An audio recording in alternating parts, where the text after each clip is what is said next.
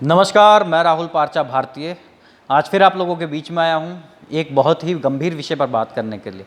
विषय आपने पढ़ ही लिया होगा, क्या भगवान भी रिश्वत लेकर मनोकामनाएं पूरी करते हैं? क्या सच में ऐसा होता है? दोस्तों, आज हम इस पर बात करने वाले हैं। आपको मैं बताऊंगा, कुछ पर्सनल भी बताऊंगा, कुछ सामाजिक तौर पे भी बताऊंगा क्या होता है और क्यों ऐसा होता है, क्यों हम ऐसा करते हैं।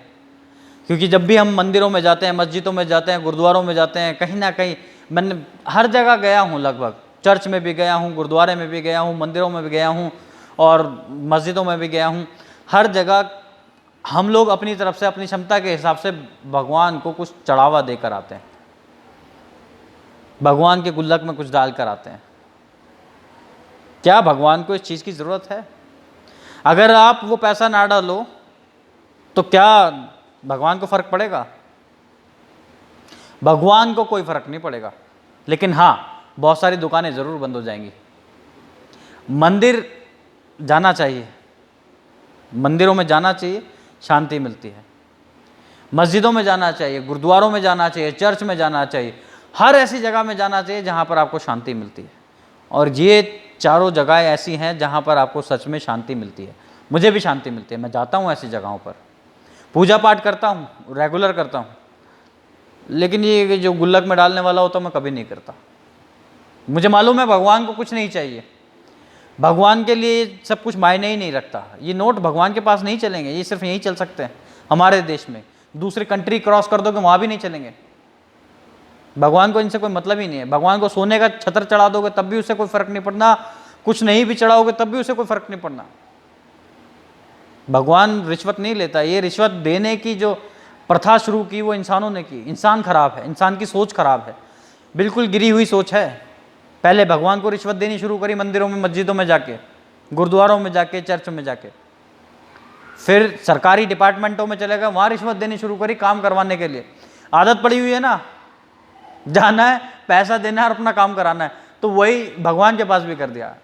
भगवान आपकी हर वो मनोकामना पूरी करेगा अगर आप सच्चे दिल से मांगते हो उससे। भगवान को आडंबर नहीं चाहिए, सिर्फ आपकी श्रद्धा चाहिए। ये चाहिए कि आपको भगवान में विश्वास है, बस इतना विश्वास रखते हो, भगवान आपके सारे काम पूरे कर देगा। यकीन मानिए, कर देगा। मेरे घर में एक छोटा सा घर मैंने बनाया हुआ है, सुबह शाम पूजा भी करता हूँ, दिया जला देता हूँ कि मुझे पता है कि भगवान तेरे लिए इतना काफ़ी है। मैं तो इस लायक ही नहीं हूँ कि मैं तुझे कुछ दे पाऊँ। जो है सब कुछ तेरा ही तो दिया खा रहा हूँ, और कहाँ जाऊँ। बस तुझसे रोज़ाना सुबह उठता हूँ तो भगवान का शुक्रिया अदा करता हूँ कि भगवान तूने मुझे आज का जीवन दिया, इतनी हिम्मत दी हो कि मैं कुछ नया कर पाऊँ, लोगों को कुछ समझा पाऊँ, कुछ अच्छी जानकारी दे पाऊँ, ताकि लोगों की ज़िंदगी में बदलाव हो। मेरे घर कोई आए तो खाली हाथ ना जाए। मैं पैसे देने में विश्वास नहीं रखता लोगों को, मैं विश्वास रखता हूँ कोई आया है तो मैं उसे कुछ खिला दूँ।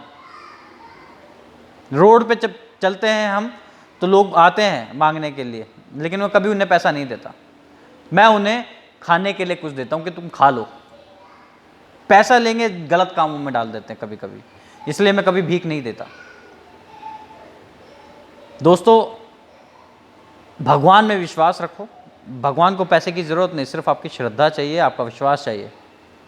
जो काम आप करना चाहते हो पूरी शिद्दत से उस काम को करने में लग जाओ। किसी को मकान चाहिए तो मकान मिलेगा, उसके लिए संभावनाएं तलाश करो कि पैसा कहाँ से आएगा। पैसे की कमी है तो पैसा कहाँ से आ सकता है उसके लिए काम करो।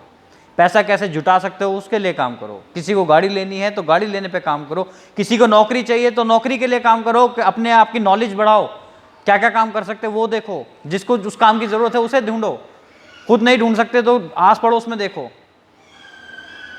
या फिर इतने एक्सपर्ट हो जाओ कि लोग आपको ढूंढ लें। जिसको पैसा चाहिए वो पैसे के लिए काम करो, जिसको शोहरत चाहिए वो शोहरत के लिए काम करे, जिसको दोनों चाहिए वो दोनों के लिए काम करे। लेकिन काम करना पड़ेगा। आप काम करोगे तो भगवान वैसी संभावनाएं आपके लिए बनाता चला जाएगा। आप रुकोगे नहीं, सिर्फ दौड़ते चले जाओगे। लेकिन सच्ची लगन से अगर काम किया, काम की शुरुआत की, भगवान पे विश्वास किया, भगवान के नाम से किया हुआ काम कुछ भी विफल नहीं जाता, असफल नहीं होता। लेकिन आप काम करते रहो, रेगुलर काम करते रहो। अगर कोई काम गलत होता हुआ दिख रहा है तो उसको चेंज करो, बदलो। बदलो कि काम गलत क्यों हो रहा है। जो गलतियां होती हैं उन्हें सुधारो और इम्प्रूव करके आगे बढ़ो, रुको नहीं। रुकोगे तो वहीं रुक जाओगे, संभावना दिखनी बंद हो जाएंगी, नए लोग आने बंद हो जाएंगे। जब जब आपको नए लोग मिले हैं, आपके पास संभावनाएं बहुत सारी बड़ी हैं, कुछ ना कुछ नया सिखा के जाता है आपको। अगर पैसा ठग के जाएगा तो भी आपको कुछ सिखा के जाएगा, अगर कुछ दे के जाएगा तो आपके पास तो इम्प्रूवमेंट है ही। दोस्तों, हमें सिर्फ पूजा करनी है अपने काम की। जो काम हम करते हैं, जो काम हम करना चाहते हैं, जो हम पाना चाहते हैं, उसके लिए फोकस करो बस दिमाग से कि क्या कर रहे हो, कैसे करना है।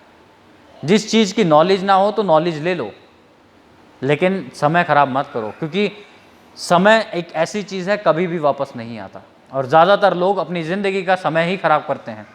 अमूमन एक आदमी की ऑन एन एवरेज अगर एज लगा लें तो 75 साल मान लेते हैं। 75 साल में से 25 साल की उम्र हम लोग खराब कर देते कहाँ? पढ़ाई लिखाई में, बड़े होने पर। 25 साल की उम्र हम सोने में बिता देते हैं, अमूमन ये देखा गया है। 25 साल की उम्र सोने में बीतती है इंसान की, बाकी रह जाते 25 साल। तो जो 95% है वो 25 साल अपनी पूरी ज़िंदगी बस काम ही करते रहते, कुछ नहीं करते वो अपनी ज़िंदगी में, सिर्फ काम।